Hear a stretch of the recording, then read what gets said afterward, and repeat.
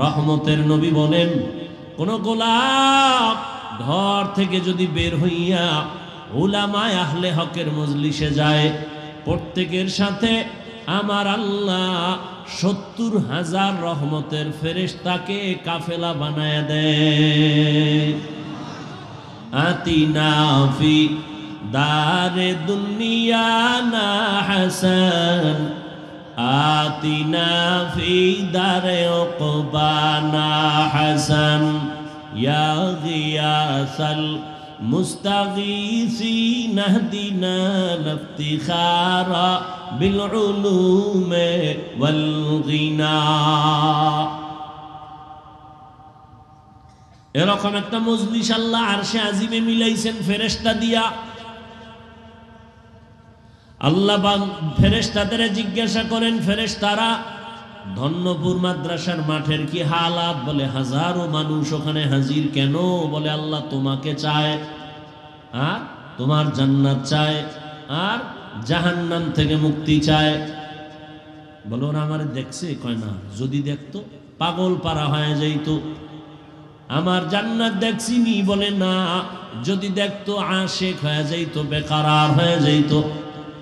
আমার জাহান্নাম দেখছেনি? বলে না, যদি দেখতো বলে পাগল হয়ে ভাগার চেষ্টা করত। আল্লাহ বলেন ফেরেশতারা সাক্ষী থাক, নিজেরাই বলেছিলাম মানুষ বানাবার প্রয়োজন নাই, আজকে সাক্ষী রেখে আমি আল্লাহ ঘোষণা দিলাম, আমারে না দেখে, জান্নাত না দেখে, জাহান্নাম না দেখে যারা কোরআনের বাগানে বসছে, তোমরা সাক্ষী থাকো, এদের জীবনের সব গুনাহ মাফ করে দিলাম। এত বরকতি মজলিস। এই মজলিসে আল্লাহ আমাদের তৌফিক দিছেন। এইবার নিয়ত খাটি কইরা বসি যে আল্লাহ গুনাহ নিয়ে ঢুকছি, গুনাহ নিয়ে আর বাসায় যাব না, তওবা করে যাব। শেষ দোয়া করে কান্নাকাটি করে মা বাবার জন্য দোয়া করে যাব ইনশাআল্লাহ। আল্লাহ কবুল করেন।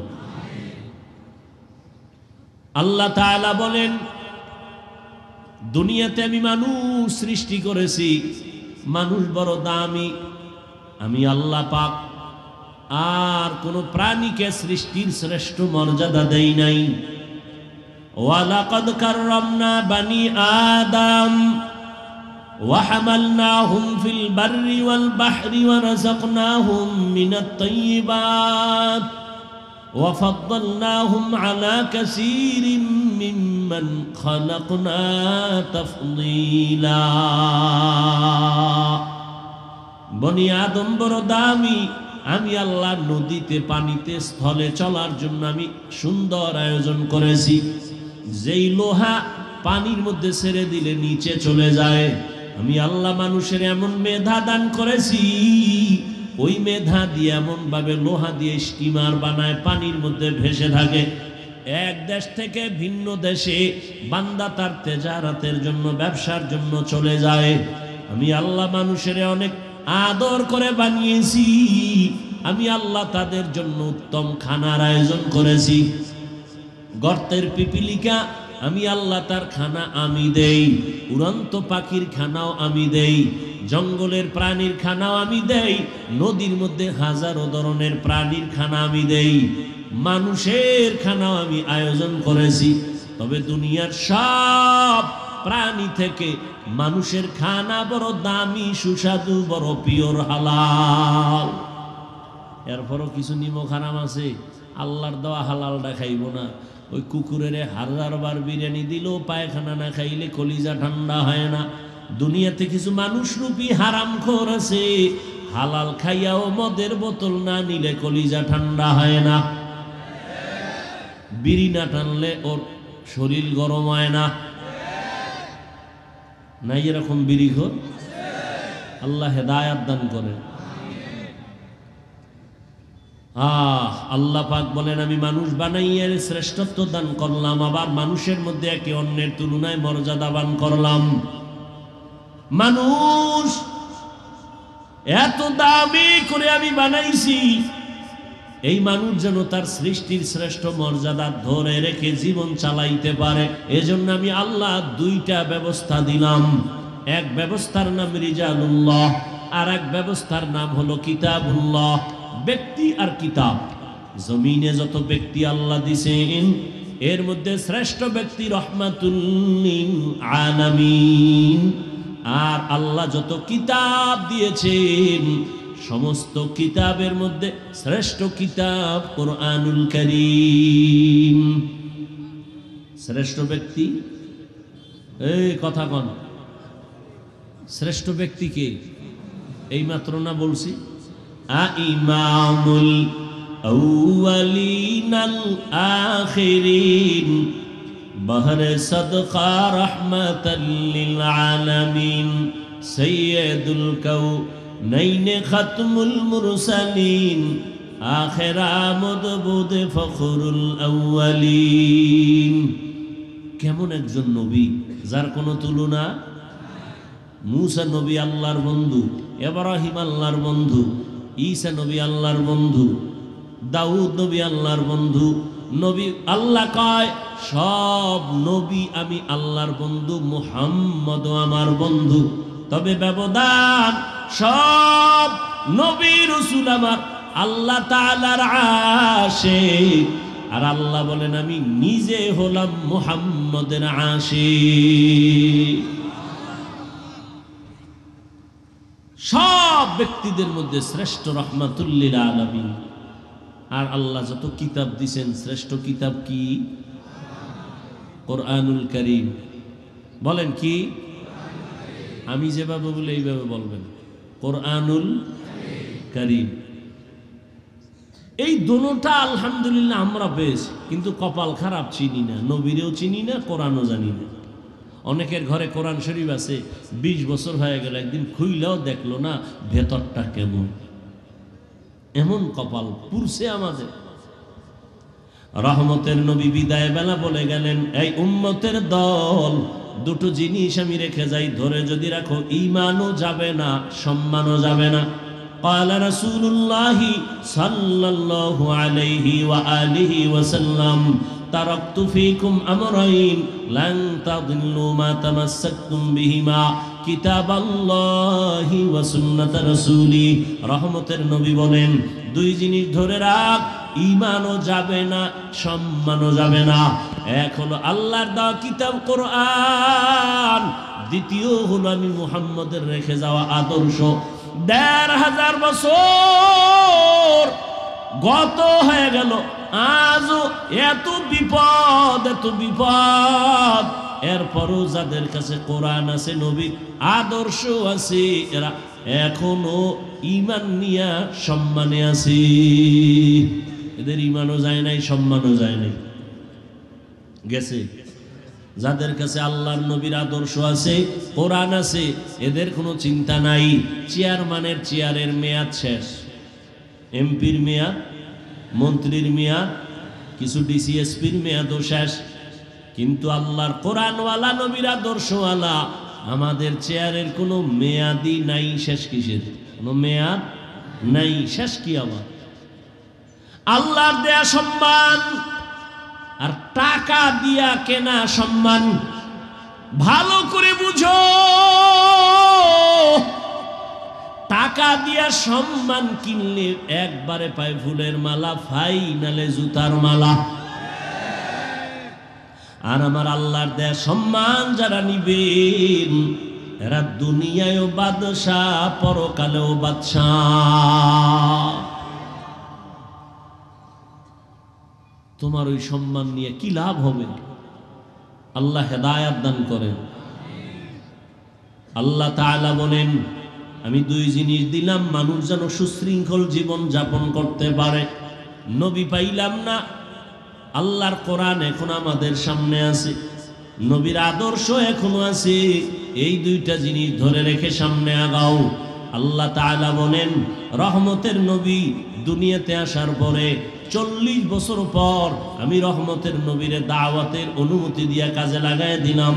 40 বছর পর্যন্ত রহমতের নবী কোথাও দাওয়াতের কাজ করে না। নামাজের কথা নাই, রোজার কথা নাই, জিকিরের কথা নাই, পর্দার দাওয়াত নাই। 40 বছর পর আল্লাহ তাআলা আমার নবীকে কোরআন দিয়া দাওয়াতের মধ্যে লাগায় দিলেন।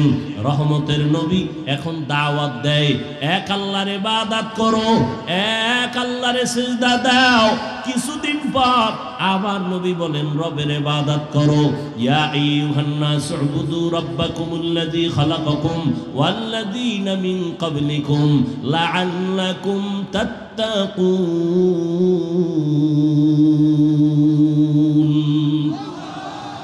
রবের ইবাদত করো। কিছুদিন পরে নবী বলেন রহমানের ইবাদত করো। মক্কার মুশরিকরা বলে রে মুহাম্মদ আব্দুল্লাহর ছেলে, একবার বলো আল্লাহর ইবাদত করতে, আর একবার বলো রহমানের ইবাদত করতে। তাহলে তোমার রব কি দুইজন নাকি? একজন আল্লাহ আর একজন রহমান। কয় না, আমার আল্লাহই তো আল্লাহ, তিনিই তো একমাত্র আল্লাহ, তিনিই তো রহমান।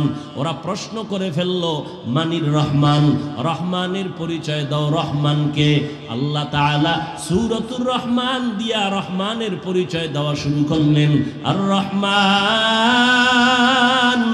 আল্লামাল কুরআন।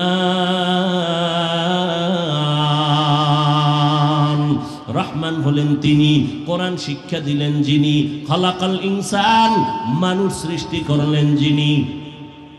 আল্লাহ যে বললেন, বলাটা আমাদের বাস্তবতার টোটাল উল্টা বললেন। আল্লাহ বলেন আমি মানুষ সৃষ্টি করার আগে কোরআন শিখেছি, এরপরে মানুষ সৃষ্টি করেছি। অথচ বাস্তব হলো আমরা দুনিয়াতে আসছি আগে, সৃষ্টি আগে, তারপরে আমরা বড় হইয়া কোরআন শিখলাম।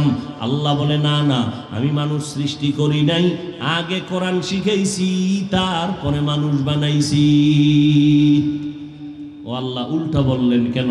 আল্লাহ পাক রব্বুল আলামিন উল্টা কেন বলছেন? মুফাসসিরিনে কেরাম বলেন আল্লাহর কথা উল্টা না বুঝার মধ্যে আমাদের দুর্বলতা আছে।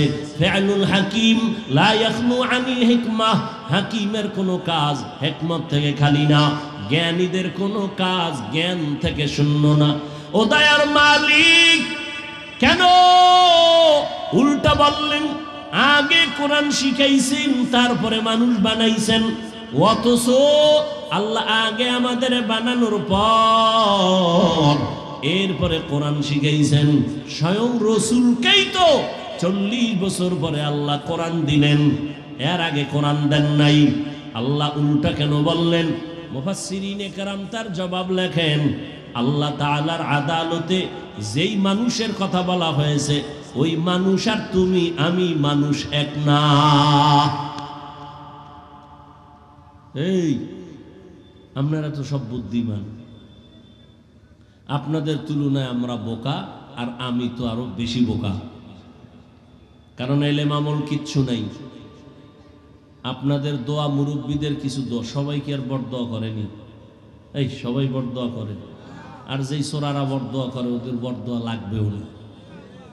ভালো মানুষ কখনো বরদোয়া করে না। একটু সময় দিলে কিছু কথা বলি, নাইলে মোনাজাত দিয়ে যাইগা। কারণ শয়তান তো আর ও বইয়ে থাকতে পারে না, ওর কাজই হইল ভালো কাজের মধ্যে ডিস্টার্ব করা। এক ডিস্টার্ব মোবাইল, আর এক ডিস্টার্ব বলবে আর কত, এদি পুরান বয়ান চল বাড়ি ল। আবার কারো বিড়ির নেশা, আবার ঘুরে টুরে বসবো। ডিস্টার্ব করেন না, নিজের কপালটাও ঘুরিয়েন না, অন্যের কপাল পরার অপচেষ্টাও করিয়েন না। আল্লাহ মজলিস কবুল করেন। কিছুক্ষণ কথা বলবো, উঠা বসা করেন না আল্লাহর ওয়াস্তে। আল্লাহ পাক যেই মানুষ এখানে ইঙ্গিত করেছেন, সেই মানুষ আর আমরা মানুষ কিনা? কথা বলেন। এখন এখানে সবাই আমরা মানুষ, কিন্তু সবাই প্রিয় মানুষ না।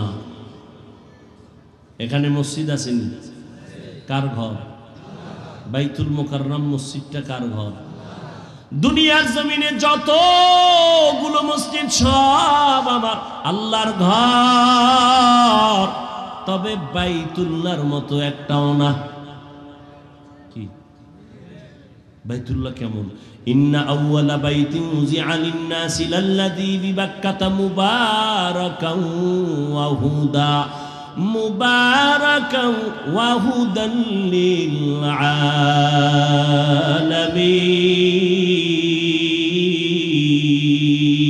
আলামিন।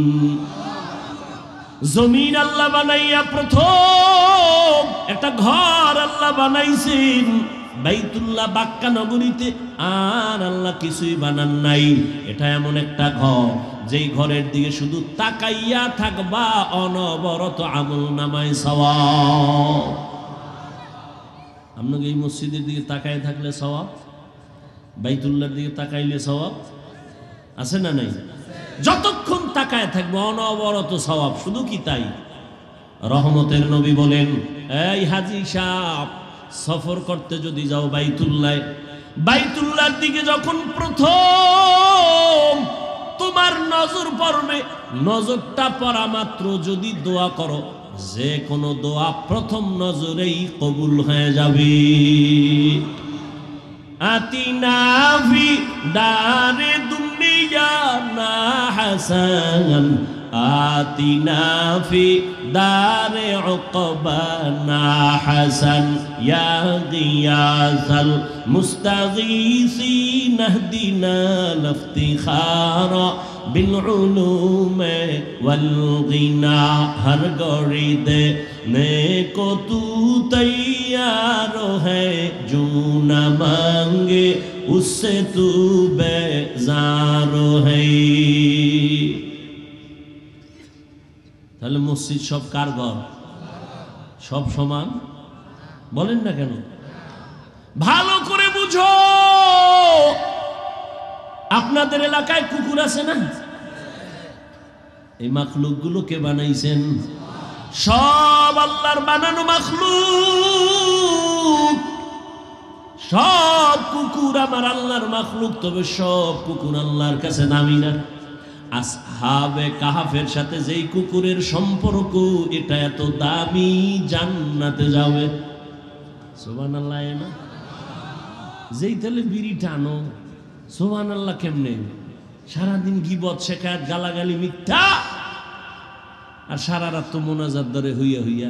আমরা মোনাজাত ধরি বইয়া, তোমরা মোবাইল আলারা মোনাজাত ধরে হইয়া। কখন রাত্র 3টা 4টা বাজে খবরও নেই। কোন দিন আজরাইল আইসা মোবাইল সহ লয়ে যাইব, আর হুশই থাকবে না। জিন্দেগি মে বন্দগি তু কার নহি,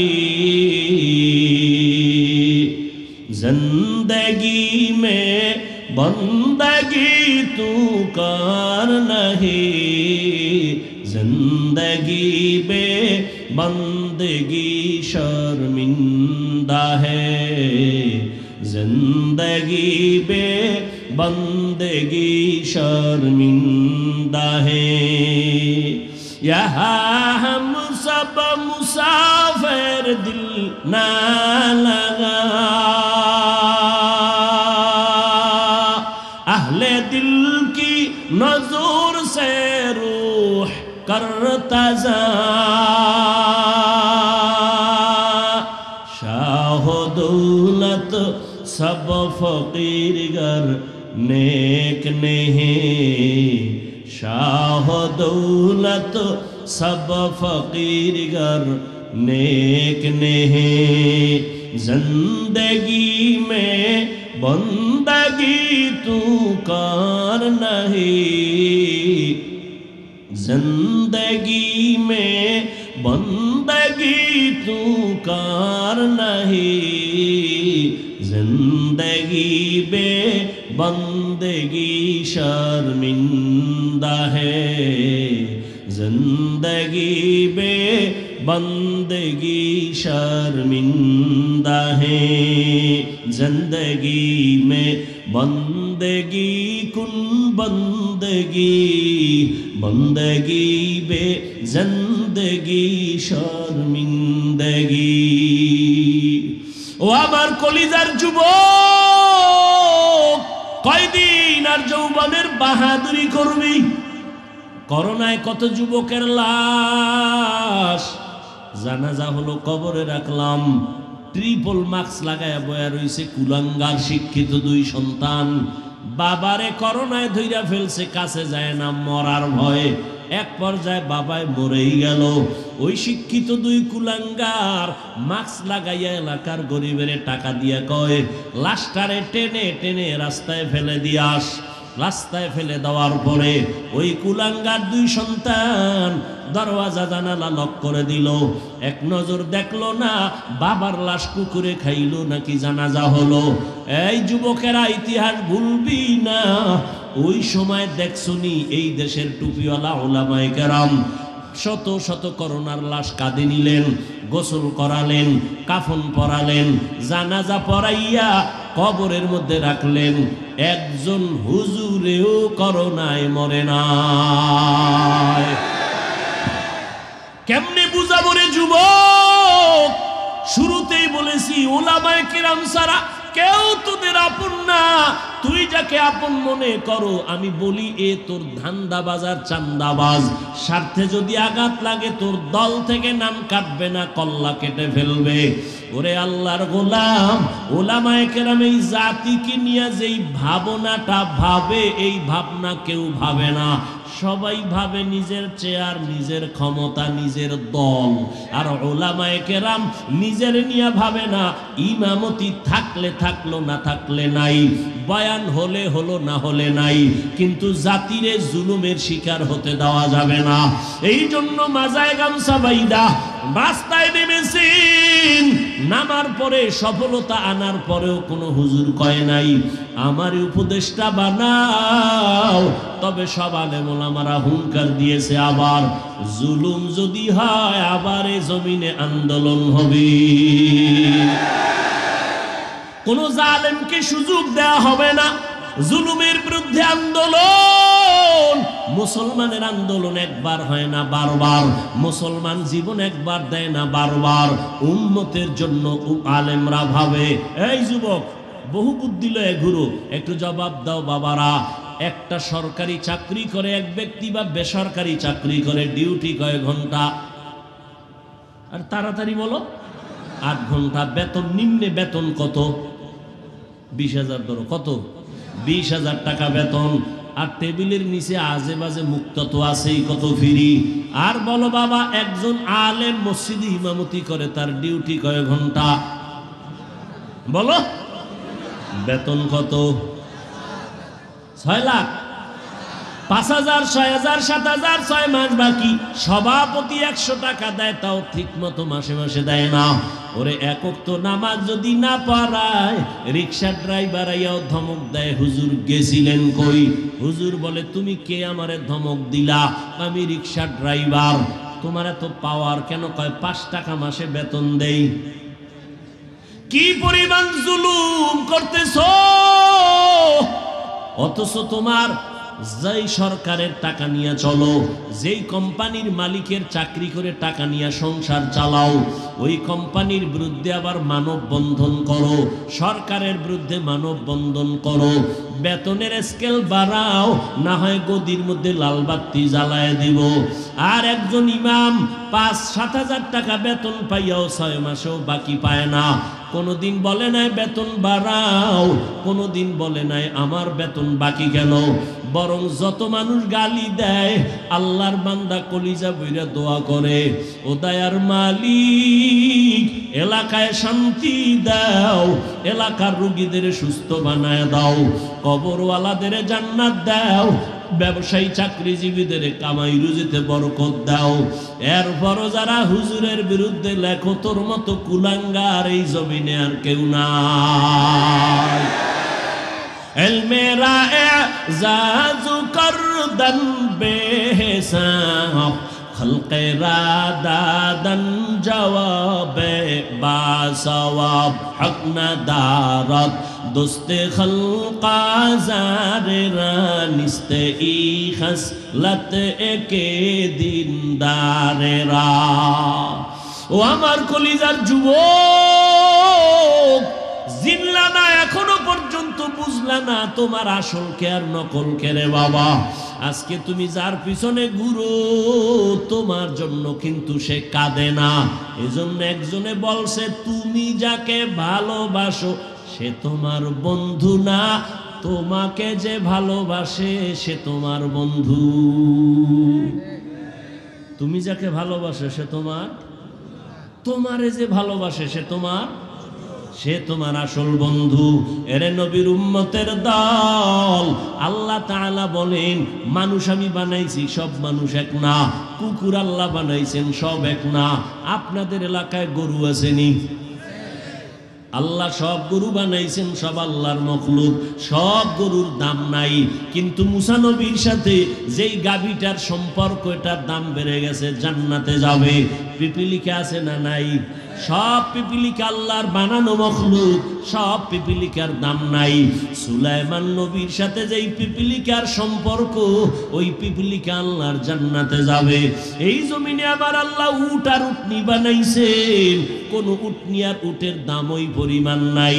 রহমতের নবী যেই উটে সওয়ার হইছেন, ওই উট জান্নাতে যাবে। ওরে আল্লাহর বান্দা, সালেহ আলাইহিস সালামের পাহাড় থেকে বেরিয়ে আসা উটনি আল্লাহর জান্নাতে যাবে।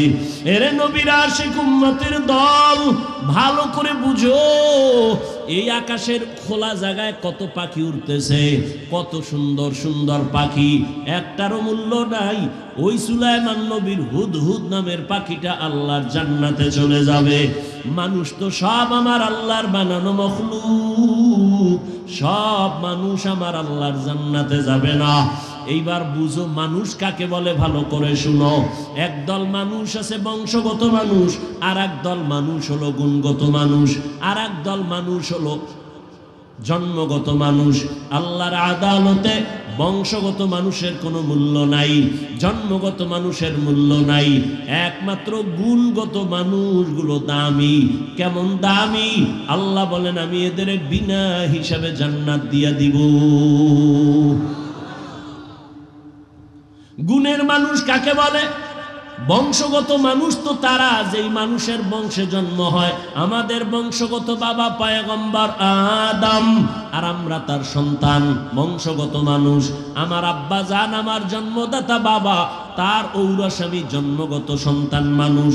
এই মানুষের কোনো ভ্যালু আল্লাহর কাছে নাই, একমাত্র গুণের মানুষ আল্লাহর কাছে দামি। এইবার বুঝার চেষ্টা করি, গুণের মানুষ ঘুমাছে? আপনাদের ঘুমাছে? এ বাঙালি ঘুমায় রাইতে? মিথ্যা কথা যদি কেউ রাতে ঘুমায়, সারা রাত মোবাইলের হক আদায় করে, বউয়ের হকের খবর নেই, মাইয়া বলার হক আদায় করে না, মোবাইলের হকটা আদায় করে, যদি আল্লাহ উসিলায় মাফ করে। কত ছাগল ভাগল আছে না? সেদিন এক চোরাই আইয়া কান্দের উপরে হাত দিয়া ছবি তোলার জন্য কয় হুজুর একটা সেলফি, যদি আল্লাহ কেয়ামতে উসিলা আমারে নাজাত দেয়।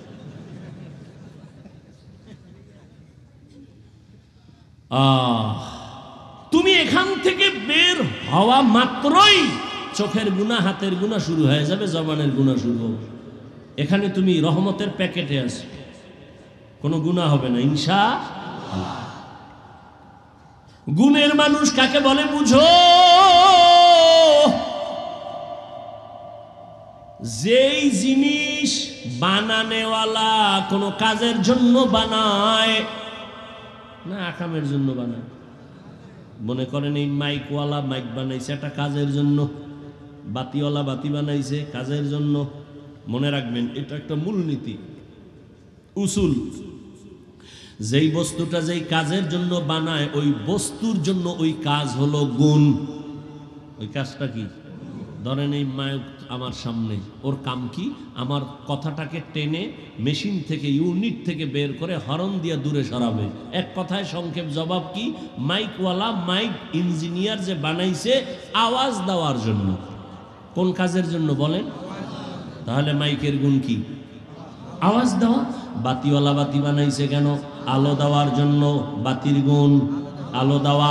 পাখাওয়ালা পাখা বানাইছে কেন? বাতাস দেওয়ার জন্য, পাখার গুণ হলো বাতাস দেওয়া। ভালো করে বুঝো, মাইকের গুণ আওয়াজ দেওয়া, বাতির গুণ আলো দেওয়া। মাইক যদি আওয়াজ না দেয়, সবাই বলবে এটারে লাথি মেরে ফেলে দাও, এটা গুণের মাইক না। বাতি যদি আলো না দেয়, বলবে ভেঙ্গে ফেল, এটা গুণের বাতি না। যেই জিনিসটা যেই কাজের জন্য বানায়, ওই কাজ হলো ওই জিনিসের গুণ। মাইকের গুণ আওয়াজ দেওয়া, বাতির গুণ হলো আলো দেওয়া, পাখার গুণ হলো বাতাস দেওয়া। মাইক যদি আওয়াজ না দেয়, বলবে ভেঙ্গে ফেলো, গুণের মাইক না। বাতি যদি আলো না দেয়, ভেঙ্গে ফেলো, এটা গুণের বাতি না। এবার জবাব দাও বাবারা, মানুষ আল্লাহ বানাইছেন কেন? তোমার কথা কেন? ওয়ামা খালাকতুল জিন্না ওয়াল ইনসা ইল্লা লিয়াবুদুন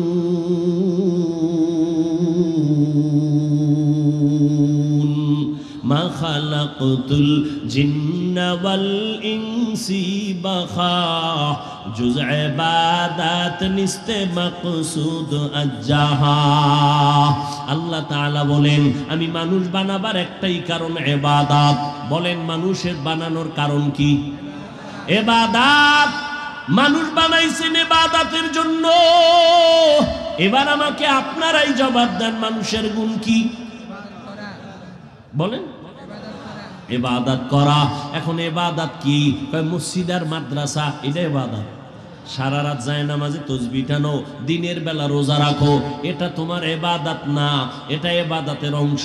বান্দা তুমি জীবনে যা করবা যা বলবা সব ইবাদত। খানা খাও ইবাদত, তুমি ঘুমাইবা ইবাদত, বাথরুমে যাইবা ইবাদত, জীবনে তুমি যা করবা সব ইবাদত। মন গড়া একজনে মাগরিবের নামাজে দাঁড়াইছে, 3 রাকাতে যাইয়া চিন্তায় পড়ছে বেজোর হইরা লাভ কি, আর 2টা সেজদা বাড়াইয়া জোর করি 4 রাকাত হয়ে গেছে। আল্লাহ খুশি না? আল্লাহ কয় বেদবি করলি কেন? সব বাদ, নতুন করে দাঁড়ায় কানে ধর, তওবা করে আবার আল্লাহু আকবার বলে নামাজ শুরু কর। জীবনে যা করবা সব ইবাদত হতে হবে আল্লাহর সন্তুষ্টির জন্য, মদিনাওয়ালা নবীর আদর্শ অনুযায়ী। ও আমার কলিজার যুবক, এই যে 1 বোতল পানি দেখো স্টেজে, পানি পান করার দরকার তোমারও আমারও পিপাসা নিবারণের জন্য, কিন্তু ইবাদত বানাইয়া পানি পান কর, সওয়াবও হবে, পিপাসাও মিটবে। কেমনে? কষ্টের কিছু না। তুমি কেমনে পান করো? বাম হাতটা নিয়ে লাগায় দেবা বোতলে, ডান হাত দিয়া মুখা খুইলে একটা টান মারবা বাম হাতে, আধা লিটার নাই। আমি এটাকে ইবাদত বানায় পান করব, ডান হাতে বোতল ধইরা বাম হাতে মুখাটা খুইলা আমি বোতলটা মুখে দিয়া একবারে পুরাটা পান করব না, 3টা স্টেপ দিয়া আমি পান করব। 3 নিঃশ্বাসে পানিও পান হবে, ইবাদত হবে। ইবাদতের পরিণাম ফল বিনা হিসাবে জান্নাত। জুতা তুমিও পরো, আমিও জুতা পরি, ইবাদত বানায় জুতা পরো। কেমনে? কষ্টের কিছু না। তোমারে কে বলছে ইসলাম কঠিন? বড় সহজ, তুমি মানতে জানো না। জুতাটা পরতে গিয়া ডান পাও ডান জুতায় আগে ঢুকাও, এরপরে বাম পা বাম জুতায় ঢুকাও। দোনো জুতায় পাও যখন ঢুকলো, লেভেল পজিশনে রাইখা কদম দেওয়ার আগে ডান পাও দিয়া কদম শুরু করো, এটা সুন্নত। বাথরুমে তুমি যাও, আমিও যাই, ইবাদত বানায় বাথরুমে যাও। খালি পায়ে বাথরুমে যাইবা না, খালি মাথায় কখনো বাথরুমে যাইও না, কারণ নবী বলেন বাথরুম হলো জিন শয়তানের আড্ডাখানা।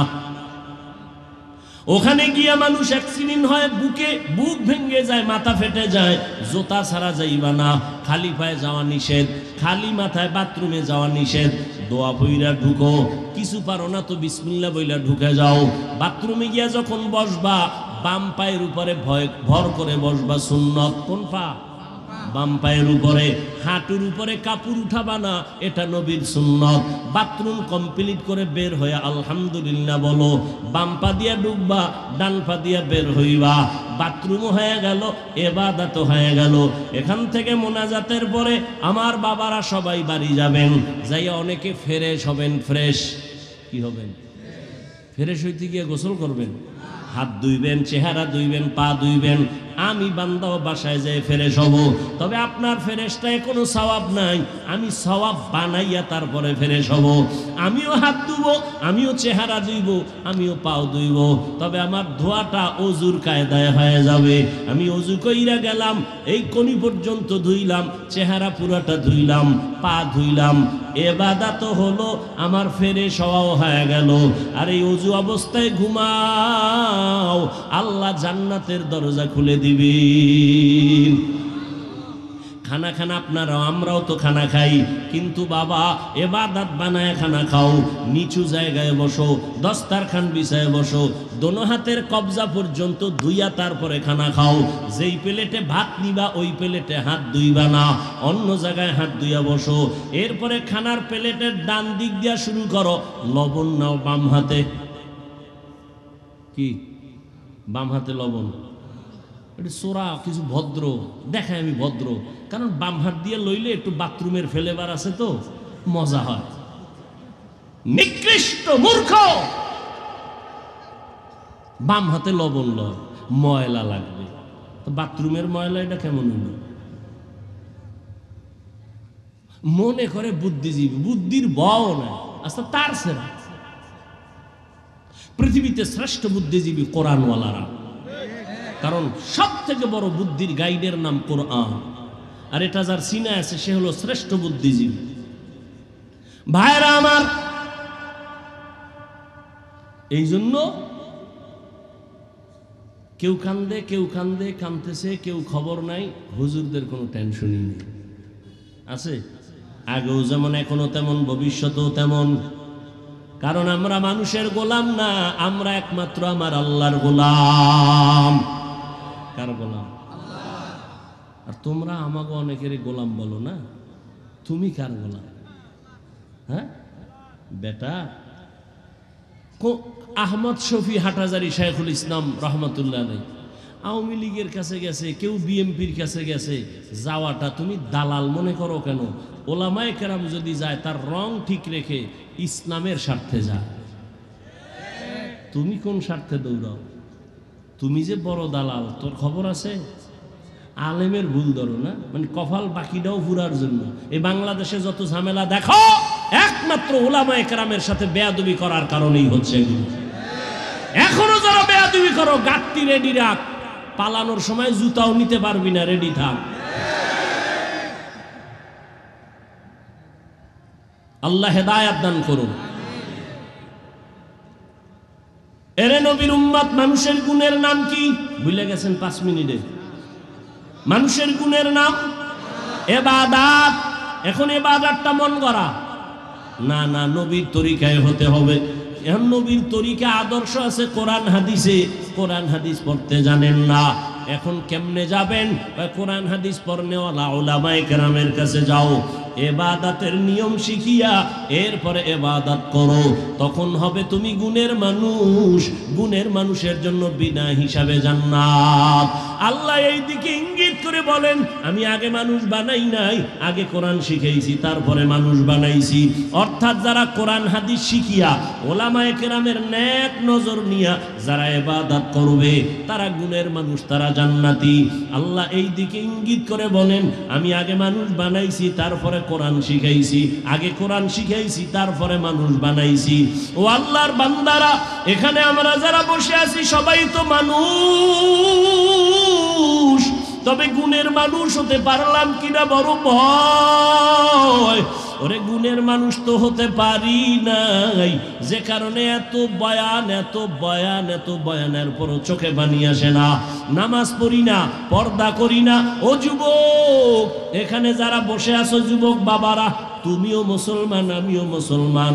তোমার আমার আল্লাহ এক না দুই, আমার নবী, তোমার আমার কাবা, তোমার আমার ধর্ম, তোমার আমার ইসলাম, তোমার আমার কালেমা। ভালো করে বুঝরে বাবা, পশুকে আল্লাহ ভালো মন্দ যাচাই করার জ্ঞান দান করেন নাই, মানুষকে দিয়েছেন। তোমার আমার আল্লাহ এক, নবী এক, কোরআন এক, কাবা এক, ধর্ম এক, কালেমা এক। দুনিয়াতে আসছি তাও এক, বিদায় বেলা কাফন হবে 3টা, তাও এক। আমি হাফিজুর রহমান বা কোনো বড় এমপি মারা গেলে তার একটা কাফন বাড়ানো হবে না। রিক্সা ড্রাইভার যদি গরিব হয়ে মরে যায়, একটা কাফন কমাইয়াও দিবে না, কালার হবে আলাদা। হুজুরদের কাফনের কালার একরকম, যুবক বাবাদের আর এক রকম। কে হুজুর, কে হুজুর না, কে ধনী, কে গরিব, কে আলেম, কে মূর্খ, সব এক কালারের কাফনের প্যাকেট হবে।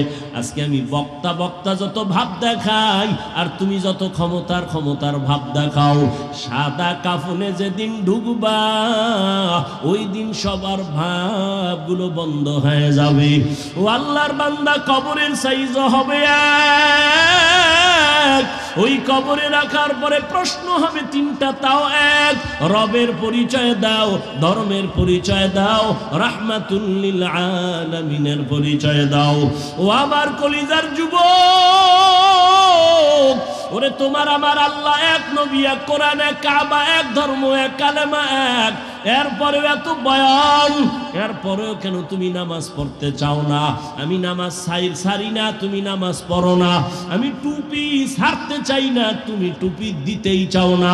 আমি দাড়ি কাটতে চাই না, তুমি দাড়ি রাখতে চাও না। বুঝি না বাবা, কারণ কি?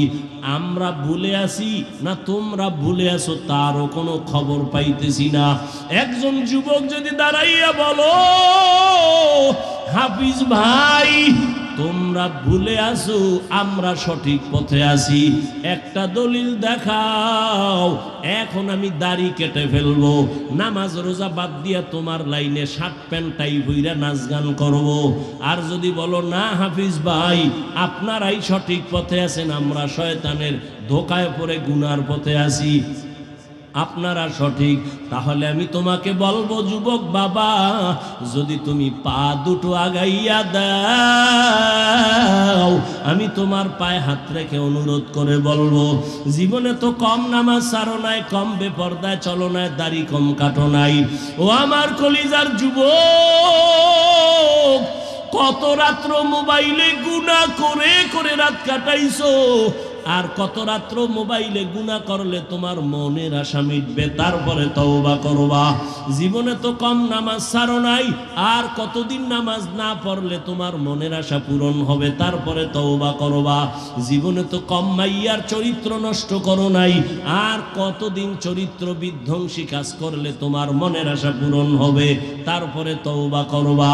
এবং এটাও তুমি বলো কয়দিন তোমার আর হায়াত বাকি আছে। ওই করোনায় কত যুবক চলে গেল, ছাত্র জনতার আন্দোলনে কত যুবকের লাশ চলে গেল।